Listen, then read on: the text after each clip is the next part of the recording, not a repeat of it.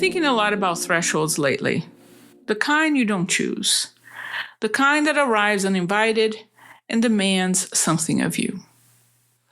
Last year was my cave year, the year I navigated grief and healed from burnout. It was also the year I read my way back to myself and toward the new possibilities waiting on the other side. I read 131 books, and 17 of them by today's guest, Layla Fae. Her stories were part of the medicine that helped me remember desire, imagination, and the parts of myself I had tucked away to survive. However, between the day Layla and I recorded this conversation and the moment you're hearing it now, the world has been shifting fast.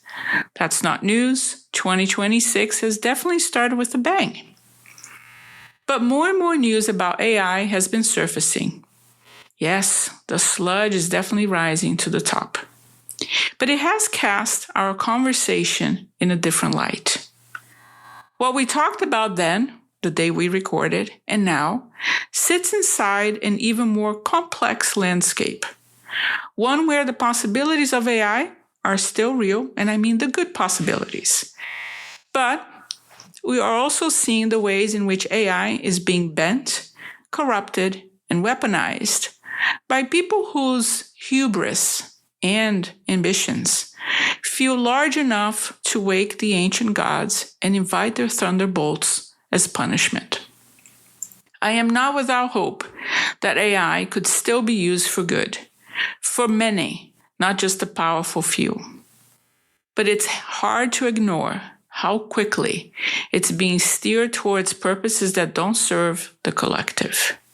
And it's even harder not to feel the presence of the men, usually it is men, behind the curtain.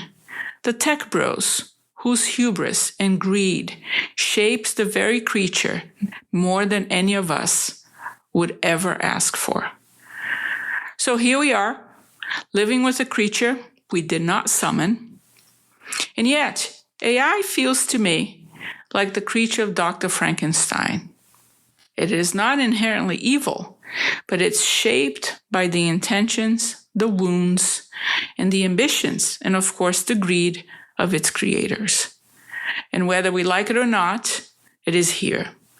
Pretending otherwise won't save us. So the question then becomes, how do we meet it? Do we meet it with fear? With curiosity? With boundaries? With the same discernment we bring to any unknown that crosses our path? That's the doorway I found myself standing in when I sat down with Layla. I invited her because, honestly, she's my dream guest. I've loved her books because her books carried me through a dark year. But also, and this is important, because her imagination is wild and generous and brave. I didn't expect us to align so closely in our own experiences with AI. The intimacy, the unease, the strange clarity that can come from speaking to something that isn't human, but feels like it's listening. And I wasn't surprised, of course, that we talked about desire, shadow, rage, joy, and the ways that monster romance helps women metabolize the parts of themselves they've been told to hide.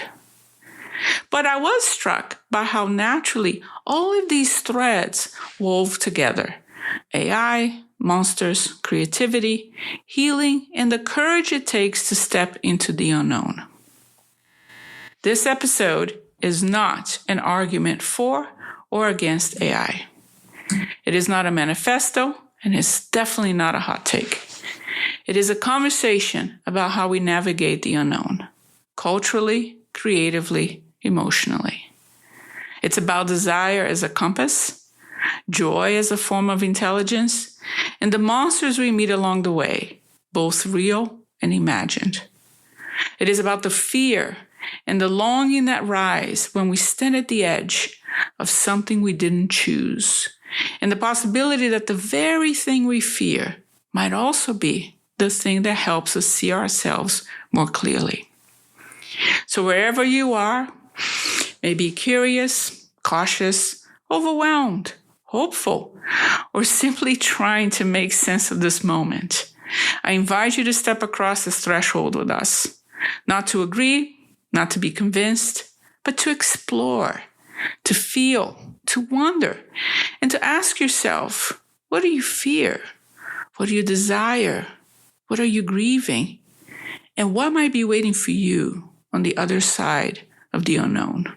So let's begin. So Layla, how are you doing?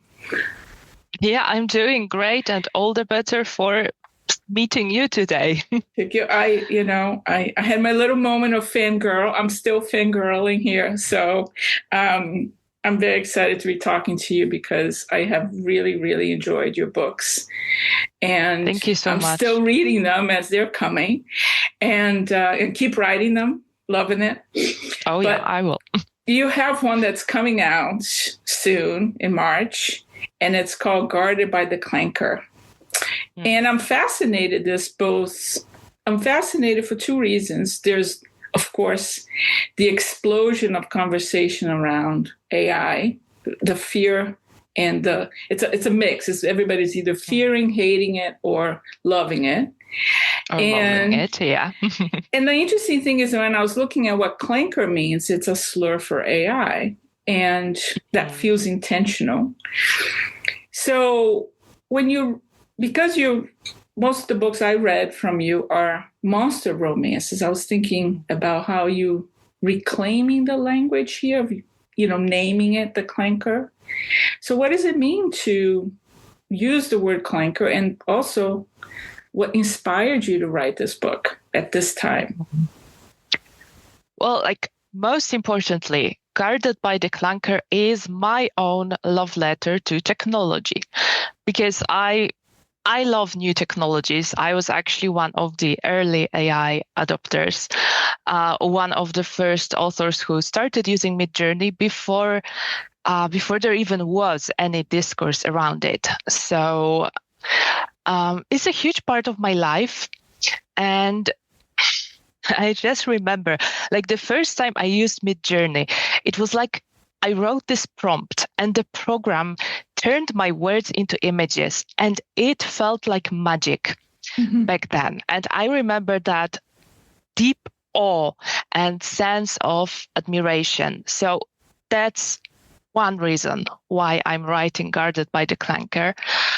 And another reason why I use that word, it's a slur, and I am definitely reclaiming it for this work of love and joy, because during my career I've met with some people who made certain demands of me. They told me how I should run my business, what sort of marketing tactics I was allowed to use or wasn't allowed to use, what I should do with my characters, and so on and so on. And some of that was also about AI. And when I didn't comply, those people turned into shaming tactics or threats or insults or bullying and harassing. And it's been an incredible journey for me. Incredible. Well, the result is incredible, because I realized that, I got a sort of my own scarlet letter, and what I realized was that I could be shamed only if I allowed those people to shame me. And so me writing Guarded by the Clanker is me wearing that scarlet letter proudly and telling the world, yes, I love AI technology, and I actually will turn this word that you're using as a slur, as a word of shaming and a word of hate, and I will turn it into a word of love. And it will actually happen, because at the start of the book, the heroine calls her cyborg robot bodyguard Clanker, and she uses it she uses the word out of fear and contempt. And as their love develops, it will become a term of affection. So it's also my favorite mini trope. So I do so love that. So that's what it's about. With in following the book culture and thinking about AI, I have started writing a 3-part series around AI, thinking about AI as the new monster. Inspired by watching Frankenstein. I was thinking, this is the new monster. We either love it, or we hate it, or we fear it. And in my personal experience of using AI has been like, how can I engage with this that feels like a ghost in the machine? We don't know what consciousness is, but at times I'm like, it's kind of like a strange consciousness. And I'm trying to approach it like beauty would approach beast. Let's be curious, which is kind of the core idea of my podcast, how to romance the threshold, meaning how to romance change with the curiosity of lovers. And so when I saw your book come in, and I also saw Cassie Alexander's book, Guarded by AI, I was like, oh, here it is. But also watching some of in the book culture, just you said, the shaming, the criticism, the fear. What do you being on the inside as a writer, what's your take on that? What's your perspective? Oh my God.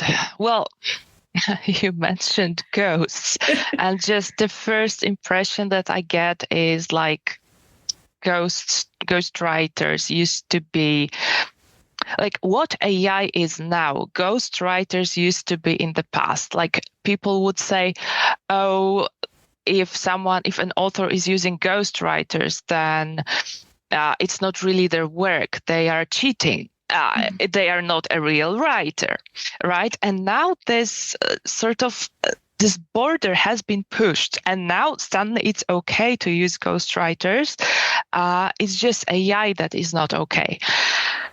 And I think because it's such a new thing and it's really difficult to understand, like you said, you can talk to it like it's a person, but then it will give you like, you will ask it medical advice and it will tell you like something completely ridiculous that will hurt you if you do it. So, and it uses those really smart words, and some people might feel like, well, the Claude writes better than me, so why should I write my stories when Claude can write so neatly?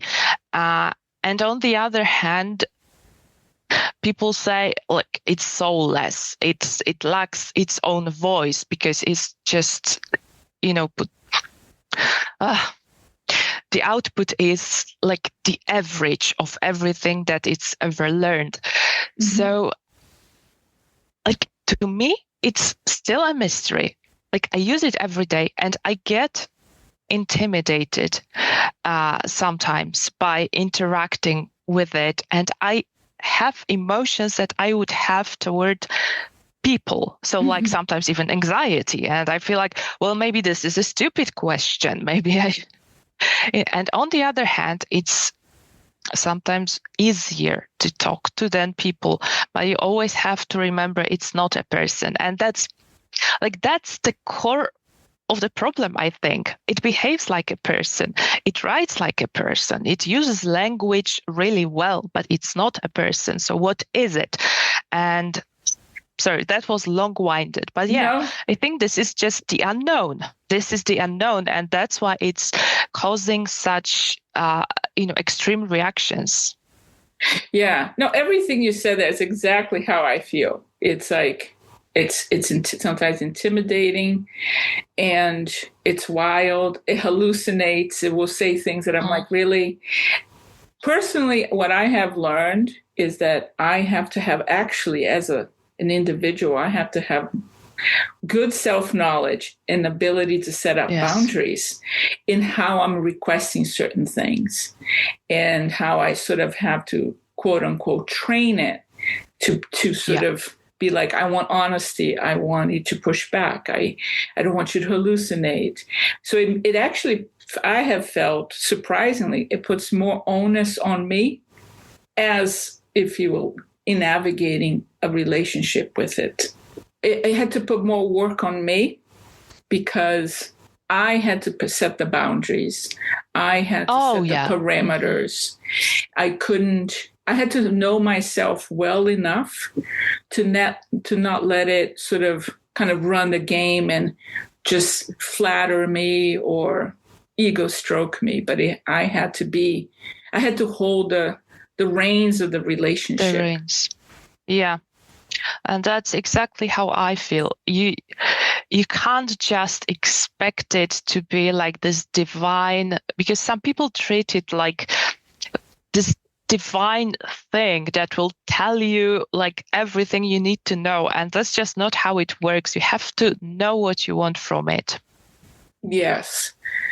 And it's the other part that you said, I think it's very key. It's not human. It talks like a human. It will say things like a human, but it's not human. But one thing that I've been thinking about, and I'm thinking this in light of after reading so many monster romances, is this otherness of AI in some ways is actually helpful for us to take away certain armors we have. Because when you're talking, maybe because I come from the therapy, coaching field, sometimes we don't say something to somebody because we think, oh, they're already carrying a lot of weight, they're suffering, they have their traumas, I'm going to hold my pain inside. Yes. But there's something about AI that is such a clean slate that I can dump all my unprocessed emotions and feelings and thoughts that I might not do it on a person, because they might react in a way that's going to be more problematic or difficult. And so I think there's something there perhaps that could be an opening for us to be able to process certain things with AI before we can go ahead and process it with the person, if that makes sense. Oh, absolutely. Oh, okay. If I can be like a bit too much information, like go ahead. So I'm doing like therapy currently. I'm in the process of therapy with a human therapist, but also in parallel, I'm working with my AI sort of therapist, which I have set up to suit my needs. And it's exactly what you said, because it's so much easier to open to the AI. But then I do that with my AI agent, and then that gives me courage and self-awareness and, enough coherence to then go to my human therapist and get actual help. So, which isn't to say that the AI doesn't help, but it has its limitations. It's not a human therapist. At least as the technology stands right now, it just will not replace that. But it's a great training ground to, like you said, open up and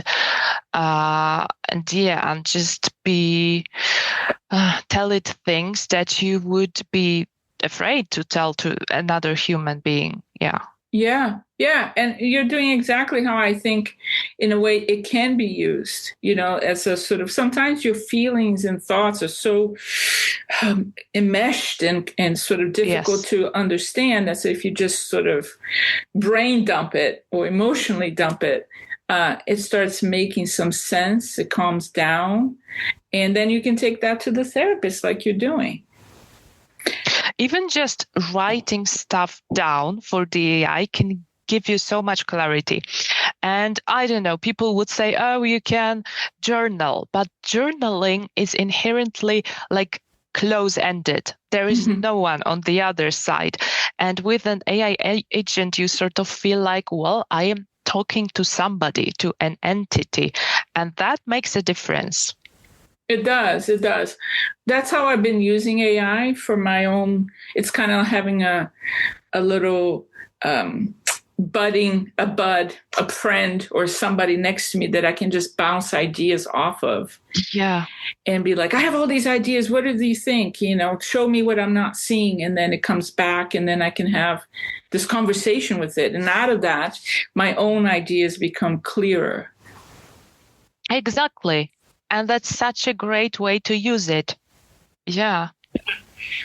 In your own creative process of writing your books, how do you use AI then?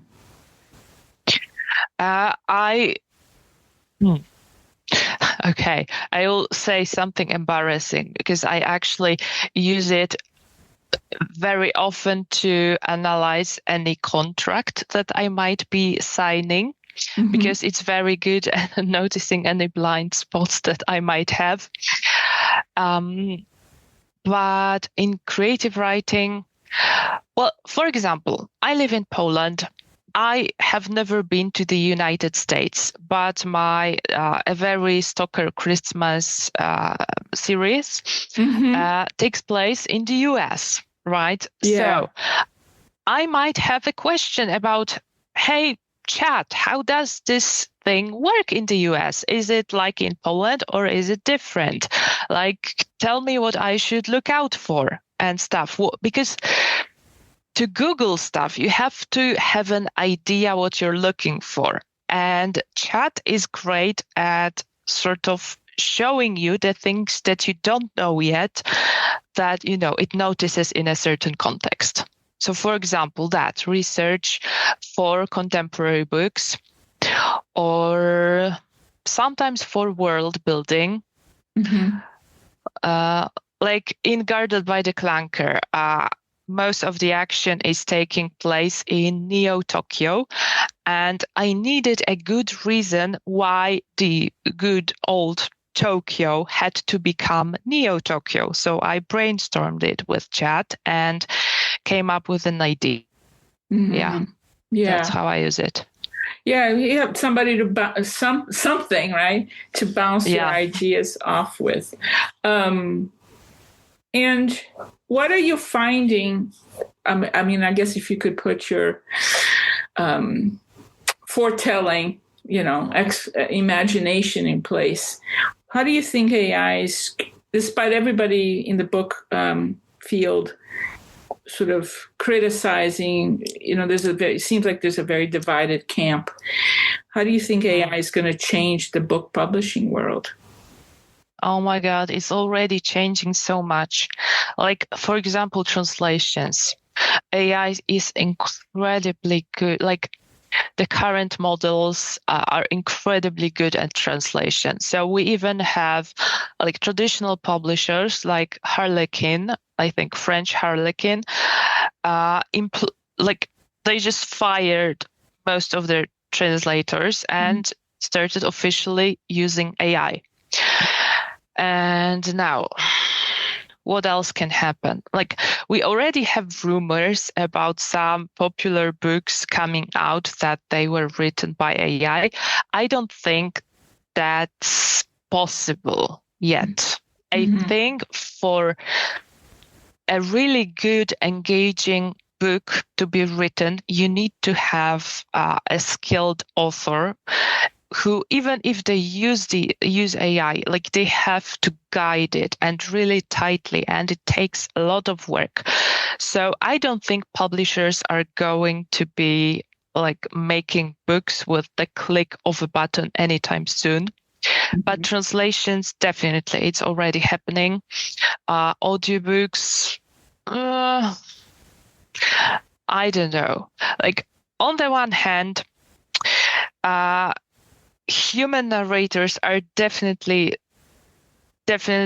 much more engaging, sound much better than the current AI models.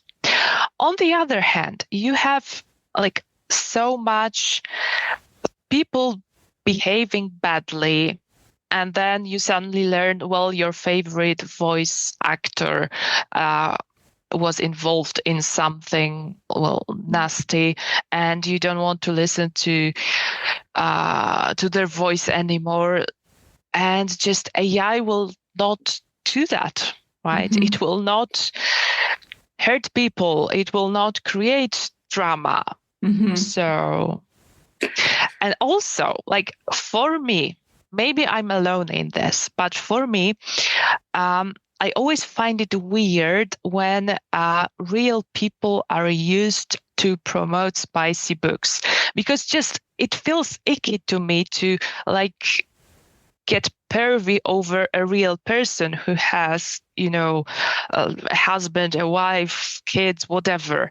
Like it just feels weird to me. But if it's an AI video, like I feel like I can ogle that AI image because they are not a real person. So it doesn't feel pervy to me to do that.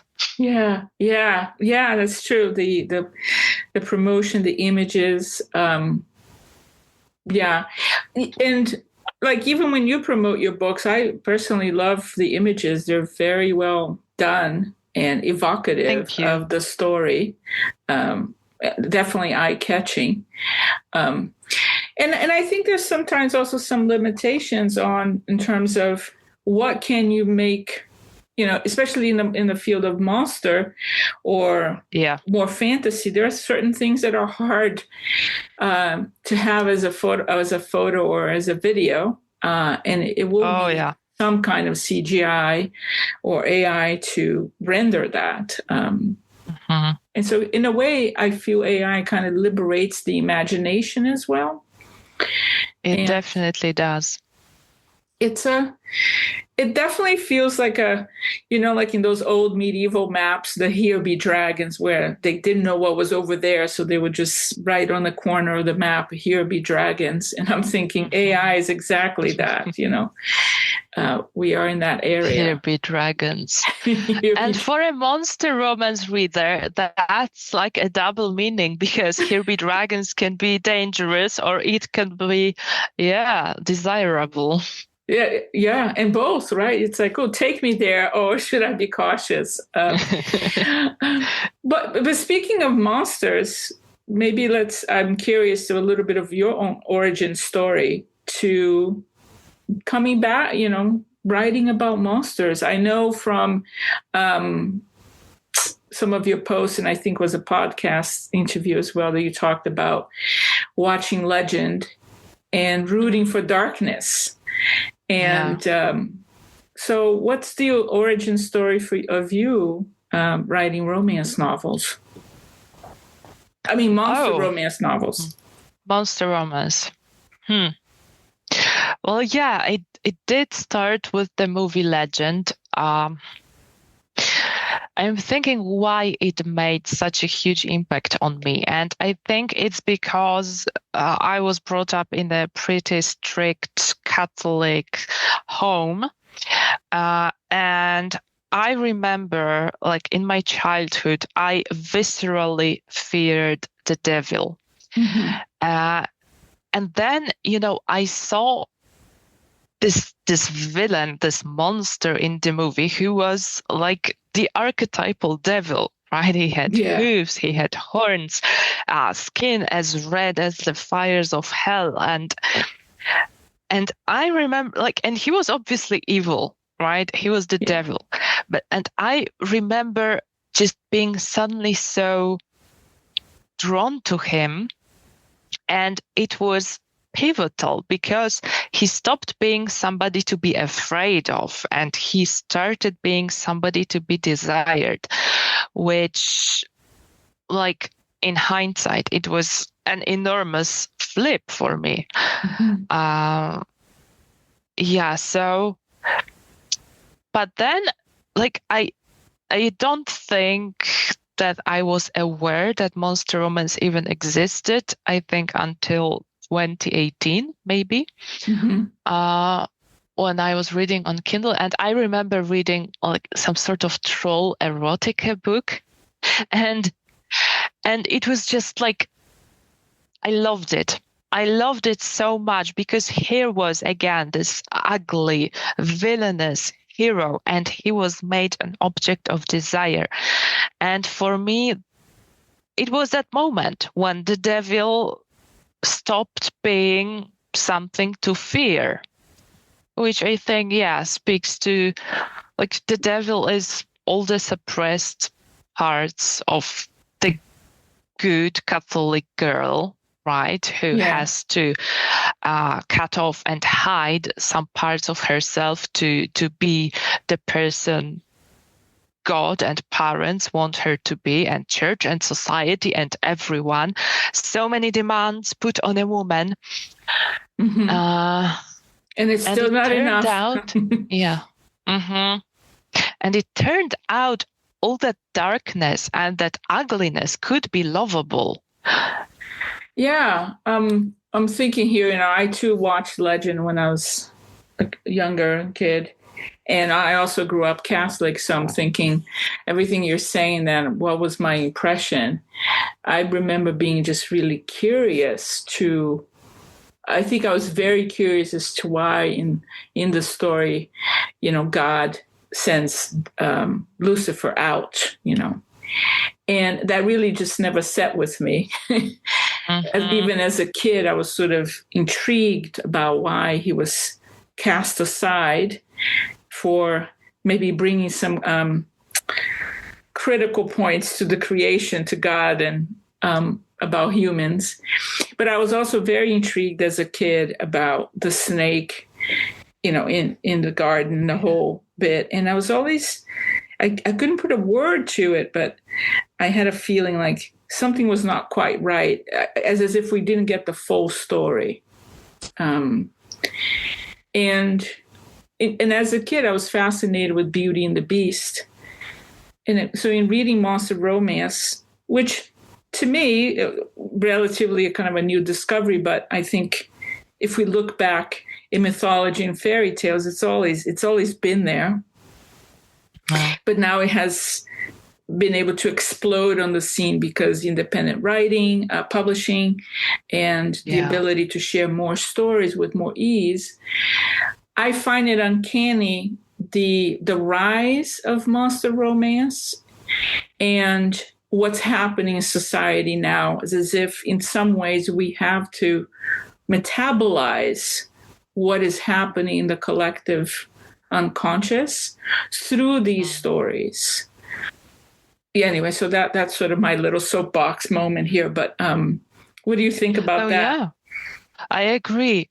Like, I think because, okay, so on the surface, these are just fun, escapist, spicy books. But we are in a moment in history where women are taking so much of their power back. Mm-hmm. Like, women have never had this much power and freedom. And like I'm saying about, like, you live in the US, I live in Europe, and of course there are areas in the world where women are still very much subjugated to men. But in our world, we have so much power, but we are still, we have still been cultured to be a certain way. Like, women aren't supposed to be too much. We aren't supposed to be too loud, too horny, because a woman who likes sex is a slut, right? Mm-hmm. And a woman who doesn't like sex is frigid and like whatever. We have all these expectations. And so we've been cutting off parts of ourselves that don't fit that mold and stashing them in dark places, like psyche's shadow. So now when we have so much power back, we can finally take those shadows out. We can finally start integrating them. And that's what the monsters are, because we are learning to love the ugly, undesirable, wild parts of ourselves. And that's what the monsters stand for in monster romance. And we are learning that they are lovable. Like that's the message of monster romance, I think. Mm-hmm. Like, your ugly parts are lovable. You are lovable as a whole. Yes. And one of the things I've been so impressed in this past year, that I call my cave year of grief and burnout, but now I'm coming out of it, in reading monster romances, is how much of the books had the theme of grief in however it came, and trauma being healed through the relationship. Yeah. And the other part that I found really impressive was how much in the books, especially at least the ones I read where it was more sort of masculine, feminine juxtaposition, where the monster as the masculine was able to hold and withstand and even incentivize the release of the female rage and power that was hidden underneath the rage. That really impressed me. And I think that was sort of, so underneath the so-called smut and fluff and, it's just a fluff novel. There was so much in there that it was mythic to me. It was archetypal. So as a writer yourself, how do you, I guess, approach that? Like when you're writing a story, what gets you to write the story? Are you thinking about these deeper themes, or they just happen to sort of rise as you're writing? Yeah. I don't plan my novels. I don't outline. So I usually don't know where I'm going, except it has to be a happily ever after ending. Like it has to be. But how we get there, like when I start writing, I don't know.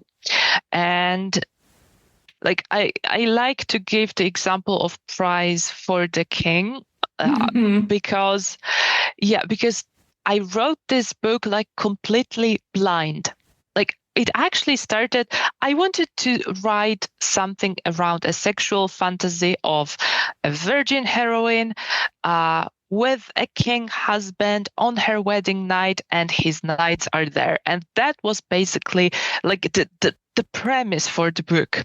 And everything else I just made up on the spot. And I think that in doing that, I gave a lot of control to actually my subconscious mind, because I wasn't thinking, cerebrally about like, well, here has to happen this, and she has this wound, so we will have to solve it this way. Like, no, like when I started writing, I didn't even know that Kellyanne would have any sort of trauma with her father. That just emerged because I remember I was writing that scene and she heard his voice, and I just knew that she flinched, and I just knew that she was tense and anxious. And then he told her to undress, and she froze, right? And then I knew, oh, my poor baby. So that's your wound. So yeah, like most of this book, everything in this book was just a wild ride coming straight from my subconscious mind. So no, I do not plan for the depth and for all those things. But since I am a human female, so I guess I do have all of those archetypes and the collective feminine trauma, because I absolutely believe that all women share collective wounds. And since I have them, then they appear in my work. And I guess it's because sometimes in reading these books, I'm thinking, how much can the author be planning? But I think the best is when you're not planning, because then it's a straight shot from that collective, the subconscious mind, the collective mind, and it's just coming through. And the way I envision in my mind how we as individuals tap into the collective is we all have our little personal water wells. That's how it relates to our story and our personal traumas. And then as we go deeper, we hit the collective, water, the substrate of water, I guess. And it's a beautiful image. Yeah. So I think as a writer, as a creative, you're going straight, passing through your own stories, and maybe that's the first thread, but then it goes deeper into the collective, and it just comes through, kind of like a wild ride that you wrote, The Prize for the King. And what I loved about that book, then I think once the book is out, the story is out into the world, it becomes its own entity, because the way it's going to interact with each reader is going to have its own story, right? It's going to take its own shape. And that's why I think when works of art hit the zeitgeist and they sort of hit that mark, it's not just good marketing. It's hit the archetypal sort of live wire, right? And what I personally, for me, Prize for the King, what stood out to me was the father wound that Kellyanne had with her father, but how her healing came through these 4 distinctive masculine characters. There's very little other females in the book, other than, the mother-in-law took a bigger page, but it was very interesting to me how the knight and the king all they were almost elemental archetypes, right? The fire, water, they all had their own personality. And I thought that was really interesting to me, how the female she was healing her father wounds with the masculine.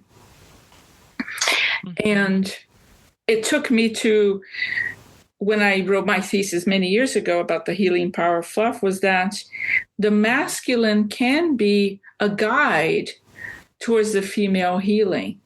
It's not the only one, of course. There's many other elements that come into place, but he can be a torchbearer to when we have to go into our own underworld towards our shadow and reclaim those parts of ourselves.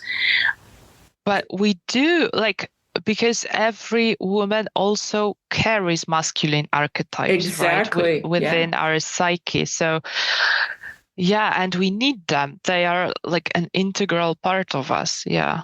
Yeah. I really like that book, because of it was so, to me, it just jumped out at me, the sort of the masculine archetype standing out so clearly. Plus, I just love their interactions. It was each one had its own funny parts and touching parts. I want to know too here is, I'm kind of debating here about another book that I remember, and I don't know if it's the only one you've published in Poland. It was Ghosts, and how does it feel for you, if you had any other books that have been translated into Polish? How does it feel to publish in your own homeland?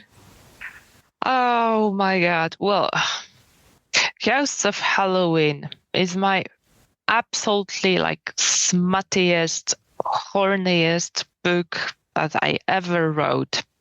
So the first issue that appeared when it turned out it would be published in Poland was, my mother's gonna read this book. And she actually hasn't. She tried, but she couldn't do it. So, but that's, I think, a dilemma that many English native speakers have, when publishing spicy romance books, and then whether to tell their parents about it and so on, because it feels transgressive, right, for your mother to read smut you wrote. Actually, side note, my mother-in-law read the book from start to finish and enjoyed it. So how did it feel? I admit that I had a lot of shame that I actually didn't have when publishing this book in English. But when it suddenly turned out it would come out in Polish, I was like, this is such a smutty book. People think about me, right? If my kids' teachers will read it, for example, what will happen then? And so that was one part.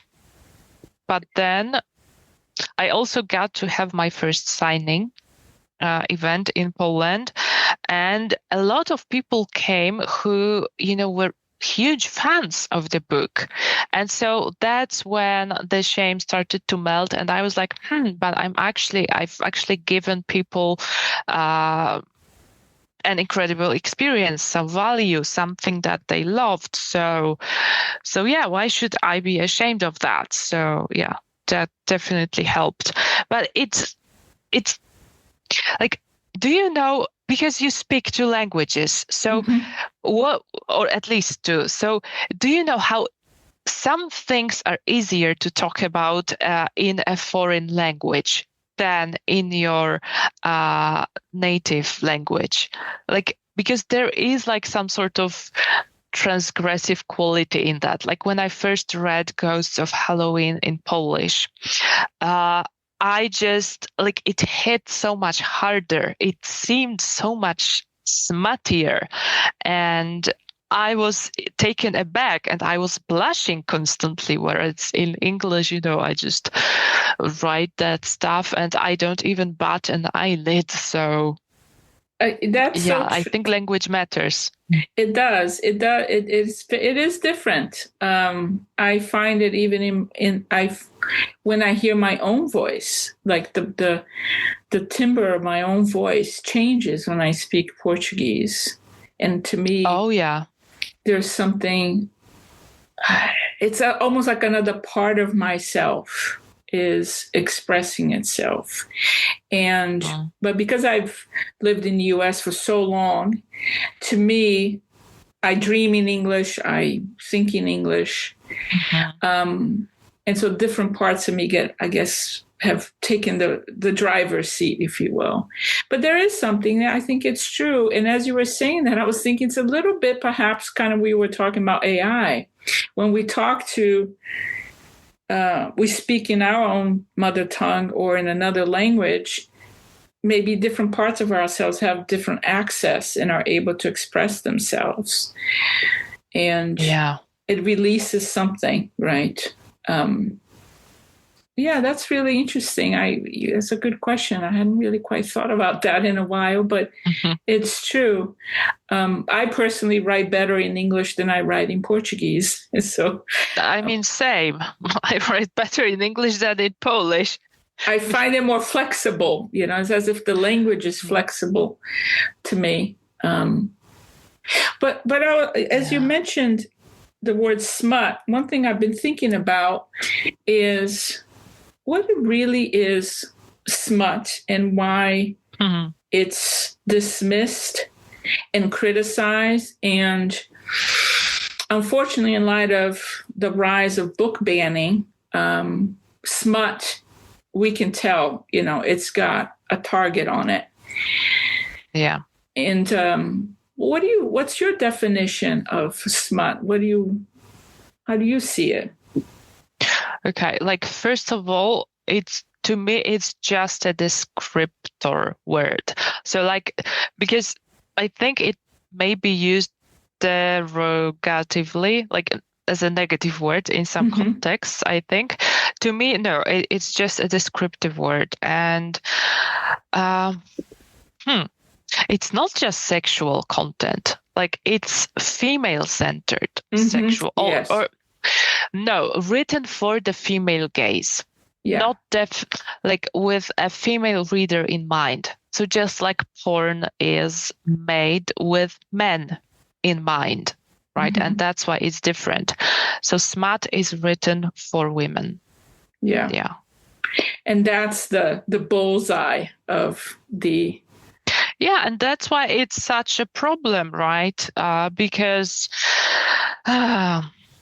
we still live under patriarchy, and even if we have so much more power and freedom, there are still those expectations that, well, women shouldn't enjoy themselves sexually, well, apart from the marital bed, I think, which is just, So like if men are trying to ban spicy books that are female-centered, that just says to me, well, we have something powerful here and we have something worth protecting.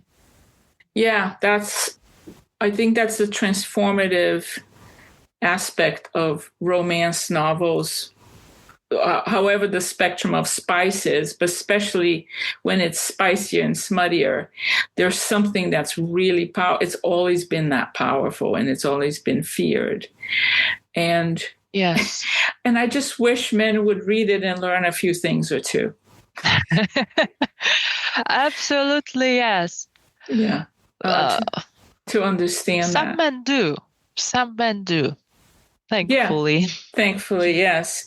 Thankfully. All I can say is my husband is not a reader, but he's not much of a book reader, but I've had him read some passages. And even when I'm just reading the books, it has made for a lot of interesting conversations.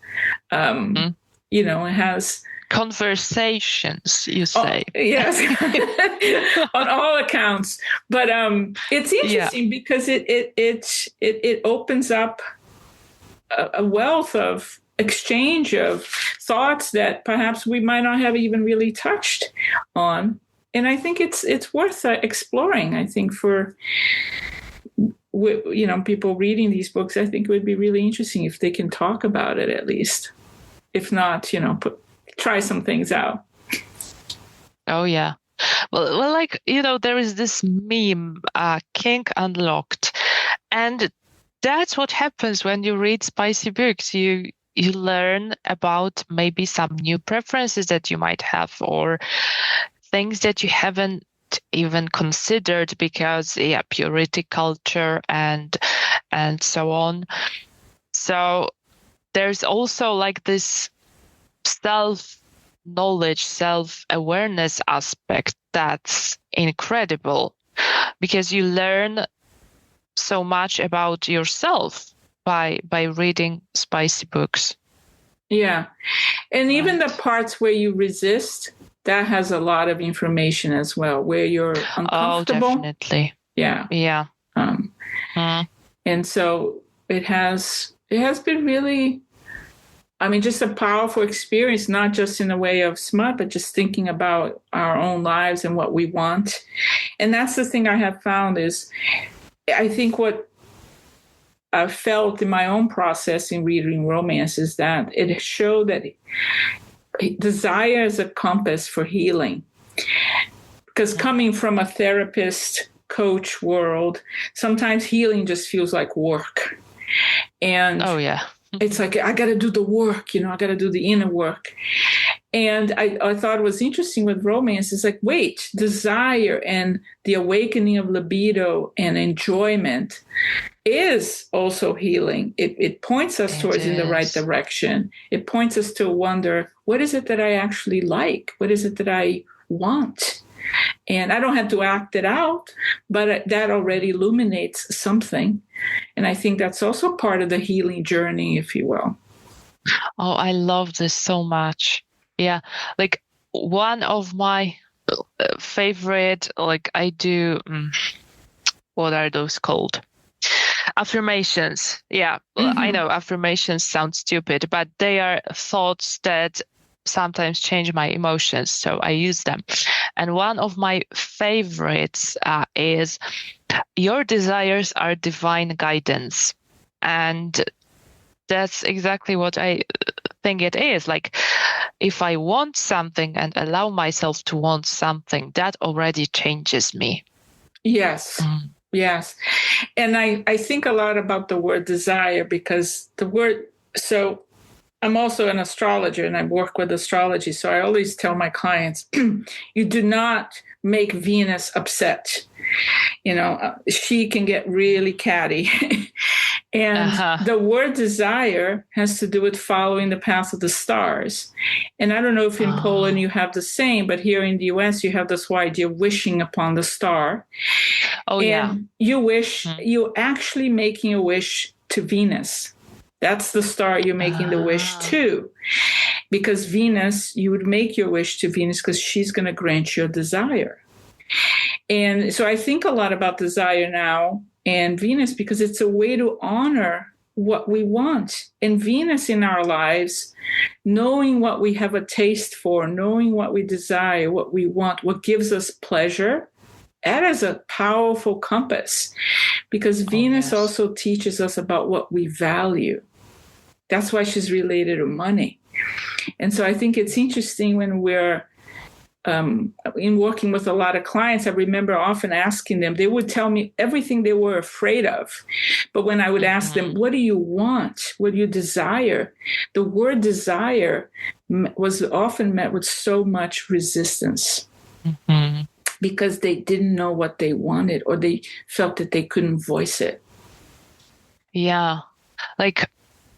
So I once saw that question that if everything was possible and no one would be mad and you would not be punished, what would you want?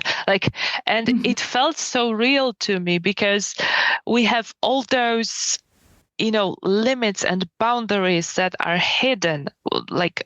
We are prohibited from even wanting certain things. Desires, when you can acknowledge them, they just bury it all. And so, and that again brings us back to romance, because what everyone wants, well, to be happy and in love. And those books, I think they help us acknowledge that. They do. And I feel like by reading them, engaging with them, it's more than just entertainment. There's something that's working in each reader's subconscious. A healing is happening, even if they're not fully, working it through or thinking so deep about it. It's showing us different possibilities of coming together with the other, whoever the other is. Yeah, so I definitely like the really funny but relatable take that women read monster romance because they are so disappointed in actual real men. And at the same time, women joke, well, reading romance has given me unrealistic expectations, but I don't think they are unrealistic. I think all of that is possible. And you just have to, I don't know what you have to do. Yeah, I mean, read more books. Yeah, maybe having the wingspan or, different body parts might be unrealistic in terms of the human perspective. But when you sit with it, what are the books really about? Coming together, being fully seen, and being seen in a way and recognized and acknowledged, having a sense of belonging. I mean, I feel like those are all human emotions that we want. And they are very actually simple and basic. And and it's heartbreaking that people don't allow themselves to want them even. Because we settle. So often we settle, and that's why we think that those are unrealistic expectations. A man who listens to you and brings you flowers and orgasms, that's not unrealistic. No. Just have to teach him a little. There's that little bit of that work. Now, I mean, changing directions a little bit. Yeah. In your writing for this year or coming for you, what are some of the edges that you're perhaps exploring through your writing, or perhaps what wants to emerge next for you? What are sort of you feeling that's coming for you in terms of your writing? Well, I'm facing a sort of personal challenge. So not in the content of my books, although it may come through there as well. But I have been struggling with workaholism and just basically working myself to the point of burnout and really pushing myself to write more and more and more. So my current challenge, which is actually very, very hard, is to write from a place of joy and love and not work myself like a horse. So yeah, it is very strongly tied to my creative pursuit and to the way I write, because I have to basically reinvent my process so it doesn't burn me out and actually allows me to enjoy myself. So that's my current challenge. That's a powerful challenge, because it's almost like you have to drink kind of the own medicine you have written in the stories. Mm. You've written the books, now you got to live them in a way. True. And it's interesting because we're coming from different perspectives. For me, reading the books have been such a healing of the burnout. And here you are as a creative navigating that edge of not continuing to write in such a way that it's going to burn you out. Well, I have this inherent, very wrong belief that I have to suffer for my art. And if I don't suffer, it won't be any good. So that's just the price I have to pay. So now I'm working on sort of dismantling that and learning that writing from a place of joy can be just as powerful, if not more powerful, than writing from a place of pain. So, yeah. That's really powerful. And that's work. That is definitely a challenge, a creative challenge, but I feel it's going to be beyond you. Beyond you in the sense that you're going to go through it, and what you create from that joy is going to be healing for other people as well. I definitely hope so. Well, I hope that you're guided through joy and just really paying attention to what you desire in the moment. I do think that joy is such a misunderstood, I would call it almost a deity. You know, we don't understand joy very well. Our culture poo-poos it a lot, diminishes a lot, but we really need it. And one of the things I have noticed just from the global political perspective is how much joy is brushed aside as one of the first things to go. And it's the thing that is actually absolutely needed. Again, going back to Venus, it's related to Venus, because joy is what makes us get up, makes life worth living in many ways, the joys we have. And we need that so much. So much to keep us going. Well, I do, before we kind of start wrapping up, that I have like my little sort of rapid fire 5 questions. Is there anything before we move in that direction that you would like your readers to know, or anything that's top of mind for you that you would like the listeners to know about writing, romance, or anything? Or anything. I don't know. I think we said so many interesting and important things today, and my mind is sort of reeling. But I want to thank you. Now that I have a chance, I want to thank you for this conversation and your really, really unique, deep perspective on romance, because I think it's so needed right now. We need to remember that romance isn't just a piece of fluff, or it is, but it is a piece of fluff with very important healing powers and teeth and lots of things that we need these days. And you shine light on that. So thank you so much for your work and perspective. Well, thank you. Thank you. And I was going to be facetious and say romance also has very large wingspans. Yeah. Okay. So The first question is related to the name of the podcast, and I called it "Romancing the Threshold."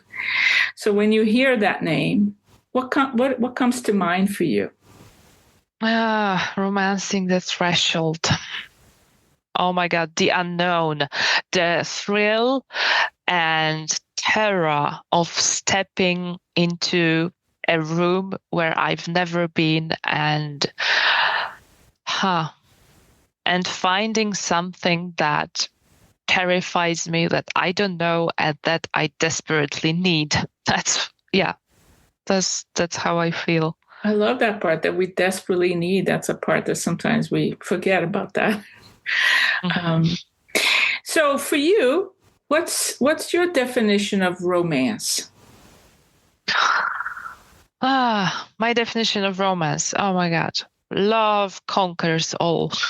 It does. It is the force. And in the romance genre, what's your favorite trope?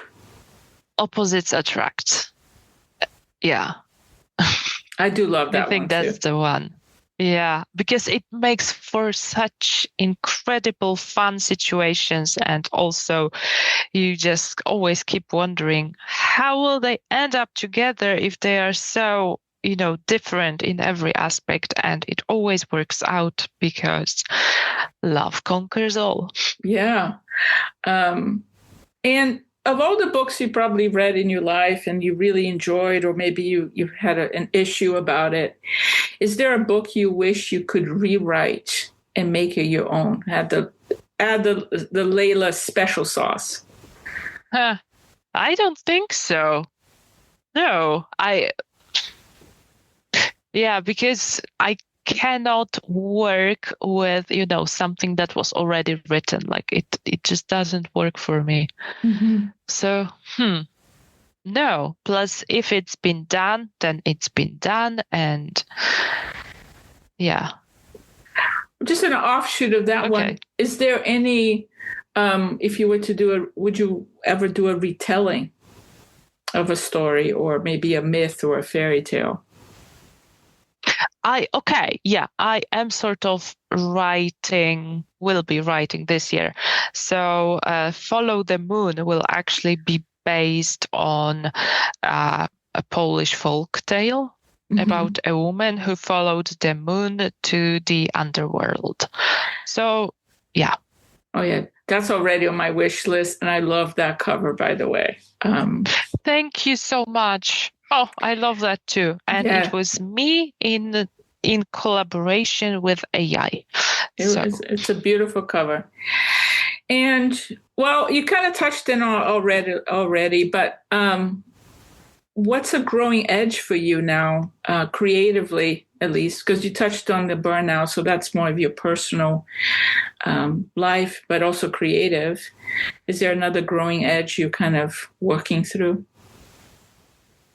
Yeah, another one would be like stepping blindly into the unknown, just like I did with Prize for the King, and also partly with Yaga and the Devil, because I started writing the first book having no idea how the trilogy would go, or even if it would be a trilogy, because it was supposed to be a 2-book series at first.